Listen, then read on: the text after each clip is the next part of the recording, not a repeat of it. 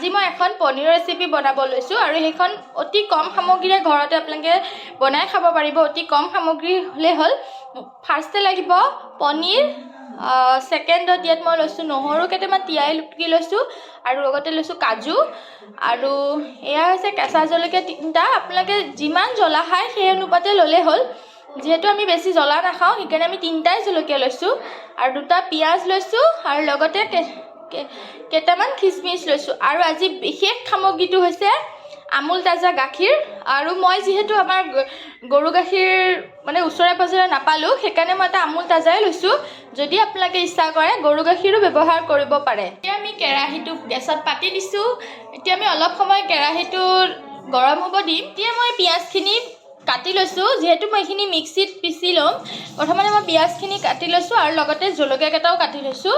আৰু এতিয়া মই মিক্সিৰ গ্ৰাইণ্ডাৰটোত মই এইখিনি দি দিম।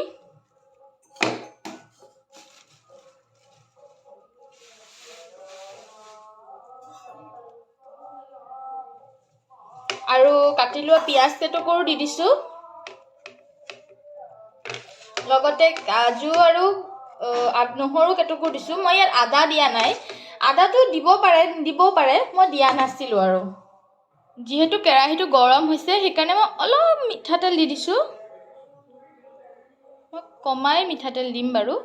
আপোনালোকে ৰিফাইন তেলো ব্যৱহাৰ কৰিব পাৰে। আমি ৰিফাইন নাখাওঁ যিহেতু সেইকাৰণে মিঠাতেল দিছোঁ। ভালকৈ পিচি ল'লোঁ আৰু দেখিছে নহয় এইটো ধুনীয়াকৈ মিক্স হৈ গৈছে। এইখিনি মই কেৰাহীটো গৰম হ'লে কেৰাহীত দি দিম। এতিয়া মই এইখিনি মিক্সিত মাৰি লোৱাখিনি মই গৰম তেলত দি দিম।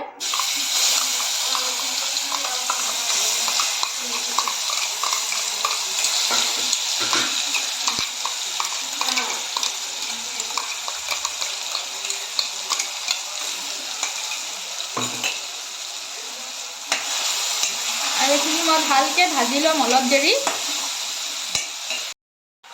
এতিয়া মই এইখিনি ভাজি আছোঁ আৰু মই ধুনীয়া এটা ৰঙা ৰং হোৱালৈকে এইখিনি মই ভাজি ল'ম। যিহেতু এতিয়া এইখিনি কেঁচা হৈ আছে এইখিনি মই এইখিনি ভালকৈ ভাজি লৈ লাগি নধৰাকৈ ভাজি লৈছোঁ। তাৰপিছত ইয়াত মই মছলা ব্যৱহাৰ কৰিম। এতিয়া মই ইয়াত অলপমান জিৰা গুড়ি ব্যৱহাৰ কৰিম। এয়া মই আধা চামুচে লৈছোঁ জিৰা গুড়ি মই বেছি নিদিওঁ, অলপে দিছোঁ। যিহেতু এতিয়া মোৰ এইখিনি ভাজা হৈ গৈছে পিঁয়াজখিনি, এতিয়া মই আপোনালোকক যে দেখাইছিলোঁ এই আমুল তাজা গাখীৰটো মই ইয়াত এতিয়া দি দিম।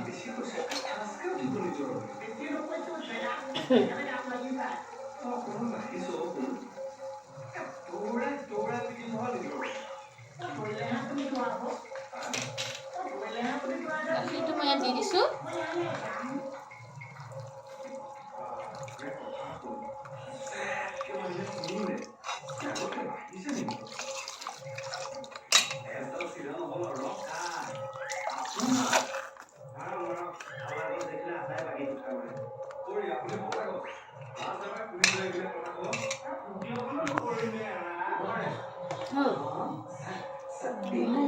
এতিয়া মই এই কেৰাহীটো দি দিছোঁ গাখীৰখিনি আৰু মই ভালকৈ এইখিনি এতিয়া উতলিবৰ কাৰণে দিম। আৰু এতিয়া মই ইয়াত দিবলৈ ওলাইছোঁ খিচমিচ কেইটুকুৰ দি দিছোঁ। এইটো অপশ্যনেল হয়। দেখিছে নহয় এটা ধুনীয়া টেক্সচাৰ হৈছে আৰু এইখিনি মই ভালকৈ উতলিব লাগিব। লগতে মই পনীৰ কেইটুকুৰ দিম। মই পনীৰখিনি ভাজি লোৱা নাই, কেঁচাই দিছোঁ। ভাজি ল'লে মানে ইমান এটা ভাল নহয়, যিহেতু মই গাখীৰ দি বনাইছোঁ ন, আৰু ভাজিলে মানে অলপ ৰবৰ টাইপ হৈ যায়। সেইকাৰণে মই কেঁচাকৈ মই এইখিনি দিব ওলাইছোঁ। নিমখ, যিহেতু মই নিমখ দিয়া নাছিলোঁ সেইকাৰণে মই আধা চামুচ নিমখ দি দিছোঁ। দেখিছে নহয় এতিয়া কি ধুনীয়াকৈ উতলি আছে। আৰু এতিয়া এইখিনিত মই ব্যৱহাৰ কৰিম আজিৰ বিশেষ ইনগ্ৰিডিয়েণ্টছ। সেইটো কি বাৰু জানেনে আপোনালোকে? সেইটো হৈছে কষ্টুৰি মেথি। এইটো দিলে তৰকাৰীৰ সোৱাদেই অতুলনীয় হয়। কি যে ধুনীয়া সোৱাদ। আজি আমাৰ পনীৰ কাৰী ৰেডি হৈ গ'ল। এয়া দেখিছে নহয় কি ধুনীয়া ধোঁৱা ওলাই আছে। খাবলৈ বহুত সোৱাদ হ'ব। আপোনালোকে নিশ্চয় বনাই খাব এনেকৈ। আজি আমাৰ ঘৰতে বনোৱা পনীৰ ৰেচিপি খাবলৈ ৰেডি হৈ গৈছে। এতিয়া আমি খাই লওঁ। তেনে আপোনালোকেও বনাই খাই চাব।